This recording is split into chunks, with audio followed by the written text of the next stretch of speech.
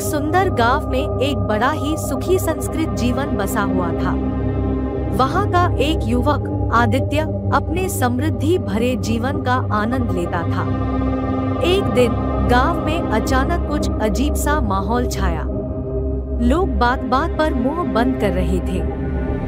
आदित्य ने एक व्यक्ति से पूछा, इस सब का क्या कारण है? व्यक्ति मुंह बिचकाए हुए बोला, कुछ देर पहले गांव के बाहर से एक रहस्यमय आवाज सुनाई दी गई थी। हर कोई उसका हल निकालने में लगा हुआ है। आदित्य ने भी सोचा, यह तो बहुत ही रोचक है। उसने वहां जाकर उस आवाज की ओर बढ़ा। सभी लोग वहां एक सुनसान गुफा में जमा हो रहे थे। गुफा के अंदर से एक लाल बटन की ओर इशारा किया जा रहा था। सबने उस बटन को एक साथ दबाया। सबसे पहले बटन दबाने के बाद गुफा के अंदर सन्नाटा छा गया। फिर 1 मिनट के बाद गुफा से एक और आवाज आई, धन्यवाद, तुमने इस गुफा का राज खोल दिया है। अब तुम्हें 1 महीने का समय है इस गुफा के रहस्य को हल करने के लिए। गुफा के बाहर का दरवाजा बंद हो गया। आदित्य ने देखा कि सभी लोग चिंतित थे, पर एक अजीब सी मुस्कान उस रहस्यमय आवाज वाले व्यक्ति के चेहरे पर थी।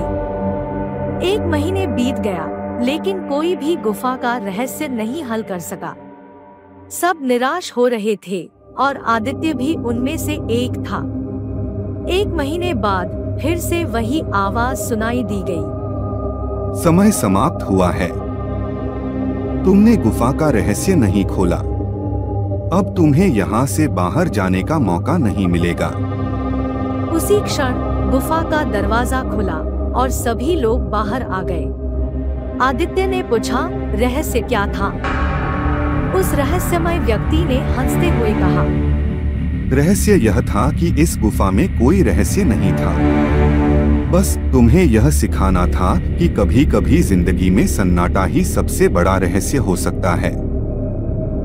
गांव में फिर से हंसी और मुस्कान लौटी।